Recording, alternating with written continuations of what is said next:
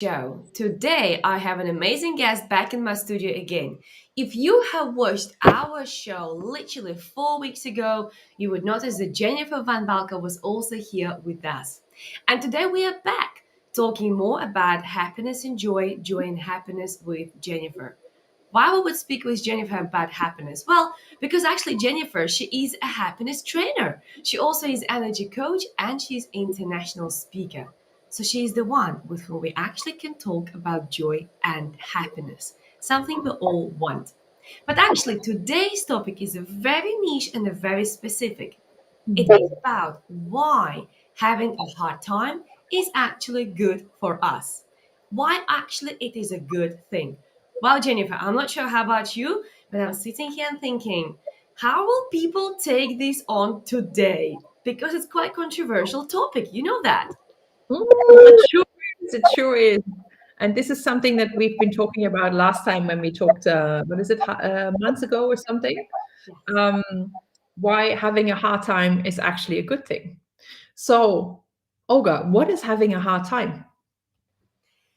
That is a really good question. And I would like Mm. to ask those who are watching us right now to type below this video in the chat, what do you think? What do you consider being a hard time? And in the meantime, I'll give my own answer. What I consider as a hard time, because I've been there before multiple times, just like many other people on this planet of Earth, or should I say, all of them, right? Because we've all been there, is a time when things are difficult, when you feel stuck, when you feel like nothing is moving on, when you feel lots of fear because things are somehow affecting you one way or another.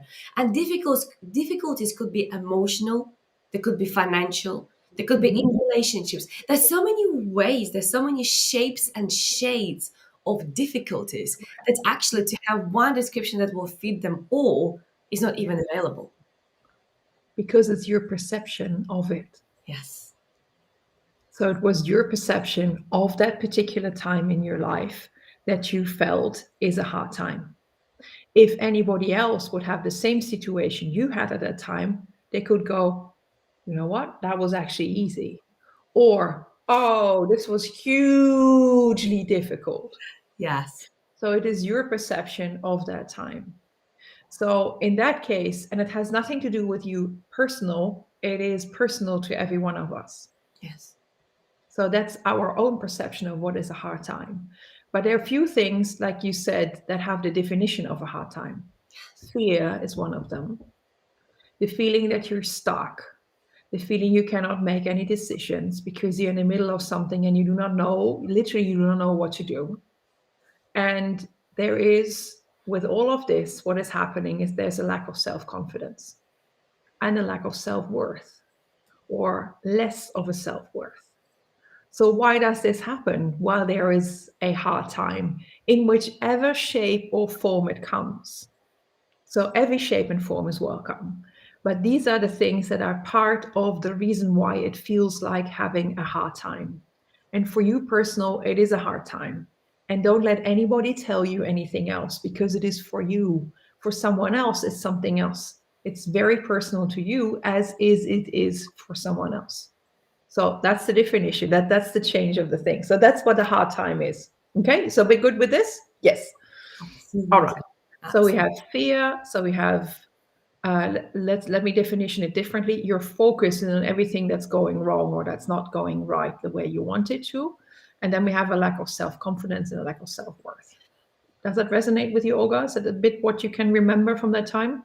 Absolutely, absolutely. And when you look back, eventually, many years later, you think that wasn't even difficult. That wasn't even hard. So I totally relate. It's our own perception. But yes, feeling wise, you're 100% spot on. Yes. Absolutely. Yes. And this is the second trick. That's the reason why having a hard time is actually a good thing. It's exactly what you just said. Mhm. Afterwards, Yes. whenever you're done, you go like, that was easy. That was okay. That wasn't too bad. That was, oh, why was I worrying that much? Why was I so obsessed about all of this? It actually brought me this, and this, which means that from having a hard time, what actually happens while you're in the middle of it, yes, it sucks big time, big time. I totally get it. Yes. But when you look at it from later on, looking back on it, what has it brought you? What Mm. has it given you? And most of the time, and check for you, Olga, I know for myself, those really, really hard times is actually some of the times that are the biggest presents to me now. Mm. Biggest present, biggest gift I was given that I found in those dark times. 100%. Yes. The reason why we cannot see them during their hard times is because they are there and we're going through the lesson, we're going through the present, we're going through the gift, right? But once you look back, then you say, oh, wow, that was the best thing Yes. that Nothing happened. else would have happened. Yes. The best thing ever. Yes. And you go, hang on, but it was a hard time. So how could that be the best thing ever? Yeah. Because this is the way we learn as human beings. We learn through experience. We learn through experiencing life, literally. So you learn through whatever happens to you or from you in this case, or around you. This is what we learn. So the moment you learn, it's hard. It is hard because that's what makes you learn. It makes you grow. It makes you go through something. It makes you explore, research, find solution. It makes you very. You will go out to find a solution in the situation that you're in, because you're stuck. You don't know what to do. So you will start to go and find a way to get yourself through it. You get resourceful. And by being resourceful, by getting into that state of being resourceful, you learn something new you would not have known before. And when you're in the middle of it, you go like, I cannot burden this. This is too big. This is too much. And still, day by day, step by step, hour by hour, you make it happen. You get resourceful and you do it anyways. And it's a gentle process. While we're in the hard times, we actually make it an extra hard time because we're giving ourselves a hard time, an extra grief, because we're in the middle of it and it's not done yet, and we're not finished in it, and we're not good enough. And I don't know what other stuff we come up with in our own head about the situation that we're in. So we're giving ourselves a hard time while we're in the hard time. So it's like double. Nice. But on the other hand, you get resourceful because you know that you want to get out of this. And this is how we learn. I recently taught my nephew how to learn to ride a bike. Oh, So cute. that's so sweet. So cute. Yeah. And the thing is, I could have told him about riding a bike. Yeah. I could have given him a book. I could have given him a book Yeah. to tell him how to ride a bike. We could have been watching YouTube videos about other people riding bikes or explaining how to ride a bike. We could have taken the whole bike apart just to get a mechanical idea about how to ride a bike. Yes. Does that actually enable my nephew to ride a bike? No. No. Absolutely not. Because it needs to find that perfect balance on those two wheels to make sure while he's getting momentum on his pedals. And it's something you need to get a feel for it. You cannot explain this. And while he was on the saddle, and of course I was holding him from the back and pushing him a little bit and making it easier for him because I really wanted him to experience the joy of the freedom of being able to ride a bike. So I was there as this crazy auntie running behind him in my dress, making sure that he could ride and start. And what happened? He miscalculated. He put his steering wheel went kind of pear-shaped, and he ended up in the bushes together with his bike. So I had to pull him out of the bushes together with the bike. He was crying because he was upset and he got scared and it was a bit too hard. He was like, I will never learn this. No. And I could have said, my darling, don't worry, biking is not for you. Let's stop this. We don't have to do this again. Would he actually then experience the joy of riding a bike? No. So I was the crazy auntie, but also the auntie who took care of him by actually ignoring his wishes to stop and said, back on the saddle, let's go. I literally picked him up, put him back on the bike, and I said, come on, let's go. And encouraged him, and therefore his self-confidence, to make sure that he could start and do it again. So how many times do you think that we ended up in the bushes? Many, many, many times. He was covered in scratches and bruises and whatever else. But at the end of the day, this little kid was driving his bike. And he was super excited that he could feel this joy of freedom and being able, and he was still wobbly, but he was able to do it on his own. So his self-confidence soared, his self-worth soared like so big. He was smiling like from one ear to the other. He was so excited. Was he worried about the scratches? His mom was, but he wasn't.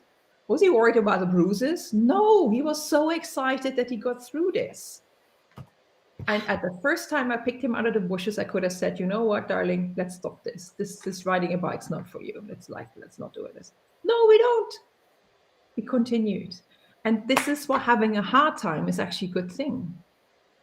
Because he learned how to ride a bike. He learned self-confidence. He learned self-worth. And he learned a new skill.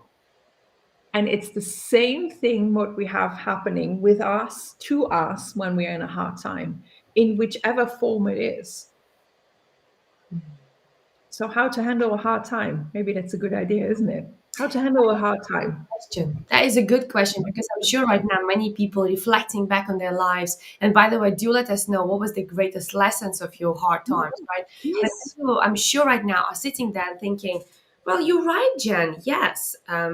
When I look back, it was the best thing. Like that partner cheated on me, and as a result, I worked on myself, and now I have even better partner. Or I got redundant, but I started my business. So we all know it. But when you're in the midst of that, when you're surrounded by the dark clouds, when the life feels like this is the end of the life, how do we handle that? So please share with us your expertise on how can we handle actually those hard times. Well, first of all, then you need to know that our system, our body, is made to survive. That's what it's here for. It's made to survive. That's one of the reasons why we have fear in our life. Fear is there to keep you alert about the saber-toothed tiger who's around the corner, to make sure that you don't die. That's what fear is for. Unfortunately, in the times we are now, this fear response we have is kind of overexcited, because there's not so much that he can deal with, or it can deal with, to make sure that you're still alive. So it comes up with all sorts of shit to make sure that you are alive, because basically it's got nothing to do. Okay, so the fear response we have is totally natural and needs to happen. But it is oversensitive, so therefore even the smallest things that are happening, it goes like, oh, you might die. No, I will not. No, I will not. The moment I park my car here in front of the house, oh my God, am I going to get a ticket? Am I on time to actually put my app on, or get a ticket from the machine to make sure that, or does the police drive by and give me a ticket? You can get serious anxiety about this form, for instance. But it's fear. That's what it is. But am I actually going to die when I get a parking ticket? No. So the moment you get into, and this is only a small example, but if you're in a hard time, first of all, check for yourself, how big is the fear? How big is the hardship that's going on? And make sure to take off your pink glasses. So to really look at the situation you're in. And is what you're telling yourself the truth? Or are you making it worse? Or not worse enough?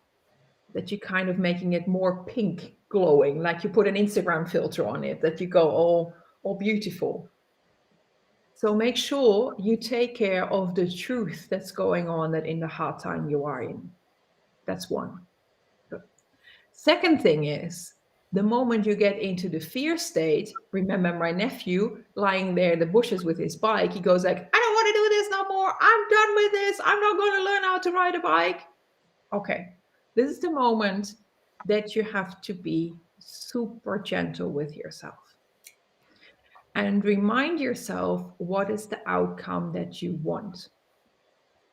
So for him, I knew for him the outcome would be that he could feel the freedom of riding a bike.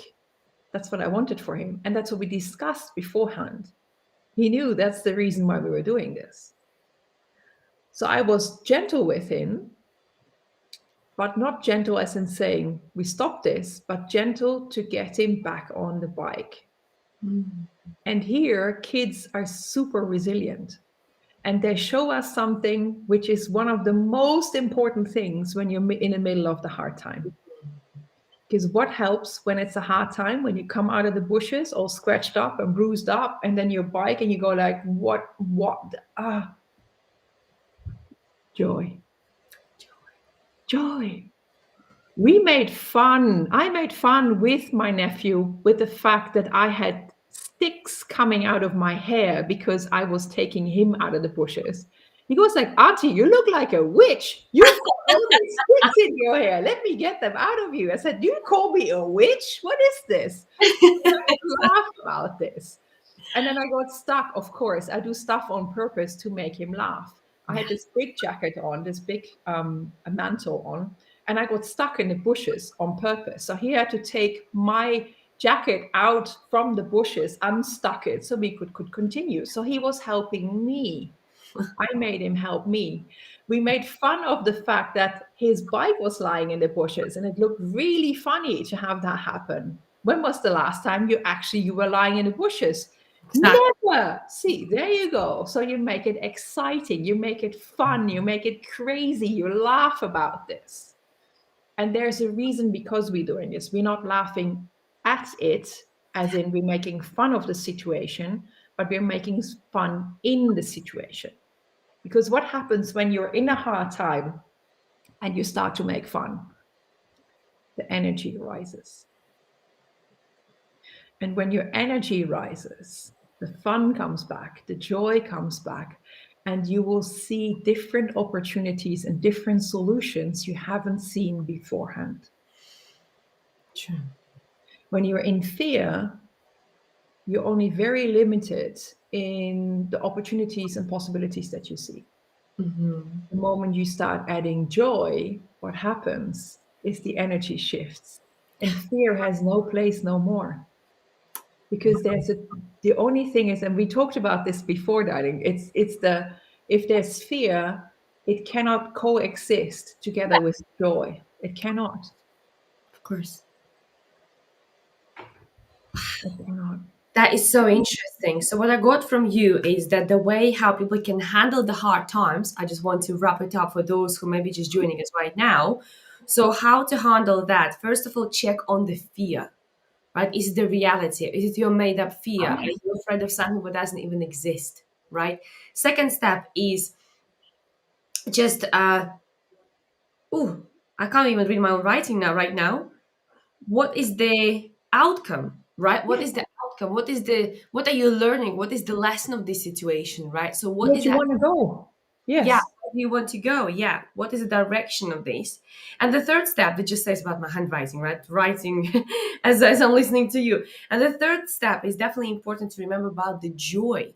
So no matter what situation you're in right now, laugh at the situation. But as you said, Jennifer, not at the situation, but in the situation, not at yourself, but find some humor in that situation. And I love the words of Tony Robbins because he actually says something similar. He says, if you can laugh about this situation 10 years later, why not to laugh about it now?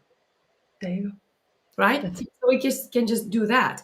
And what I gathered from you, and I wonder if that was a separate step or is it together with the joy, but you said that your nephew, he actually was helping you to get out of the bushes when he was the one who was in trouble. So I Yes. guess this is the step number 4 when you actually can get out of your hardship, out of your difficulties, when you actually help those who need that help. Because Yes. then what you do, you separate yourself from where you are and you go fully into helping others and you forget about your troubles, right? They don't disappear, but you feel better. And the minute you start feeling better, you shift. Yes. So that's important. So is it step number 4? Would you say step number 4? Let's make it step number 4 because it's a really good one. I used that situation with my nephew to get his focus off from the fact that he was in the bushes and that he had pain. Yeah. So therefore, got myself in a situation. I created that so he could help me. Yeah. And he would have a boost in his self-confidence to be able to help his crazy auntie who got stuck in the bushes. And he would forget about his own situation. So thank you for recapping that. Indeed, for anybody else, if you're stuck in a hard time, start helping others. Because you will not only, it's not about forgetting the situation you're in, but your focus will shift. Because you will notice what you can do for someone else, like my nephew. He goes like, oh yeah, I can do this. And you, for a moment, you forget where you are in Yeah. because you're shifting the focus. Mm. And then you step out of it because you're helping someone else. You're stepping out of your own situation and you will be more confident to get back on the bike and do whatever you need to do. Yeah. Yeah. So helping others is always a really good idea. Yeah. Yeah. And the form, whatever suits you, whatever works for you. If you want to go work in a soup kitchen or start a coaching business, or you want to have people over for coffee, or you do whatever works for you. Go take your neighbor's dog for a walk. It doesn't matter how you do it, but do it that gives you the most fun, the most pleasure, the most joy to do, Yeah. and it will help you to get up. Well done. Yes, that's it. Mm. Find your own way. Beautiful, beautiful, my darling. Well, what can I say? This was a beautiful way how to learn about why hard time is a good thing, first of all, right? And also how we can deal with a hard time. So I'm really grateful for you to share this knowledge with us. But also, just before we jumped live and before we went live with people, you said a beautiful quote, which I don't want to say because this quote doesn't belong to me. It's your quote. Could you please remind us again about the quote? Because I think everybody needs to hear that. And everybody, just get ready because this quote will really make you think. Having a hard time is being in our darkest times. It is the darkest period that we're in. But the moment things get dark, it is because we have forgotten that we are actually a seed, which means we're planted. It needs to get dark. It needs to get planted. It needs to have pressure on it to actually be able to sprout and grow into the beauty it is going to be. Pressure and darkness is needed for you to grow and to be who you truly are. So that's why a hard time is actually a good thing. And I love that quote. I absolutely love that quote because that took me straight away into the days when you would plant something and you put into the soil. So it's buried. It's completely buried. You can't see that. And then a week, 2 weeks, 3 weeks, depending what you planted, the seeds appear in the shape or form of little tiny plants. They're very fragile. Yes. They're very fragile. They can die easily because of the wind, because of the frost, because of successive rain. Guess what? They get stronger and stronger. And so it is. So Yes. I think that was a beautiful quote, and I think with this quote will be probably a good time to finish.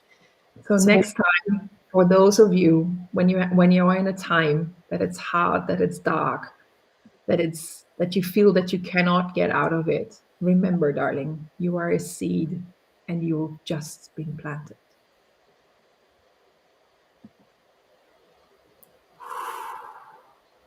I'll give it a second to land it to those who need to digest it.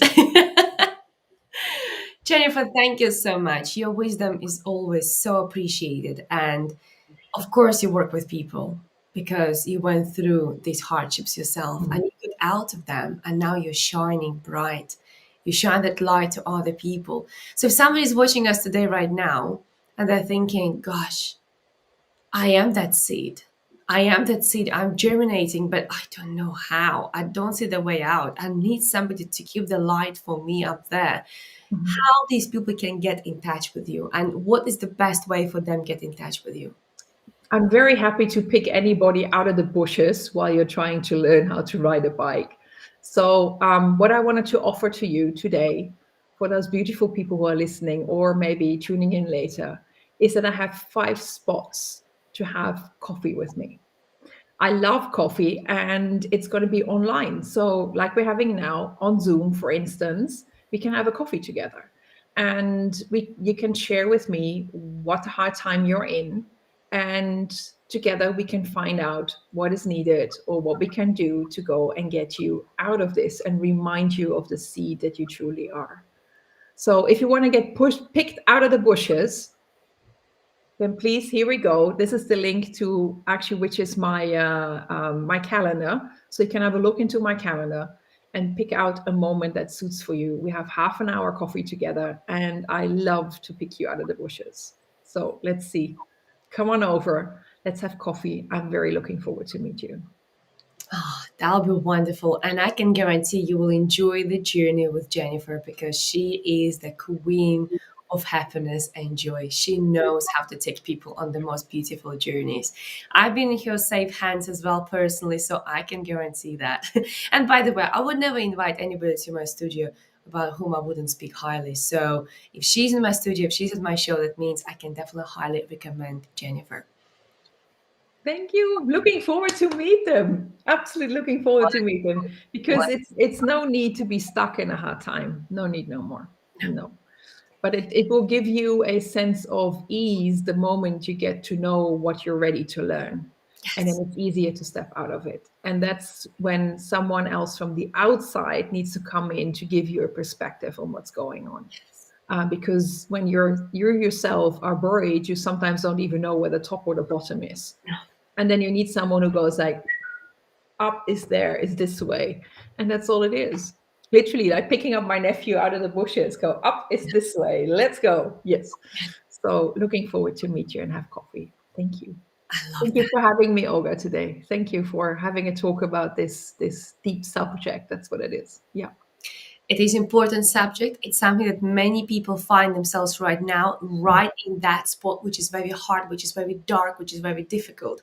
And that's why I'm so grateful to you that we both can discuss this topic and bring some light to those people who actually need that. So thank you so much. Feel free to also follow the link to Jennifer's website to find out more about her amazing work.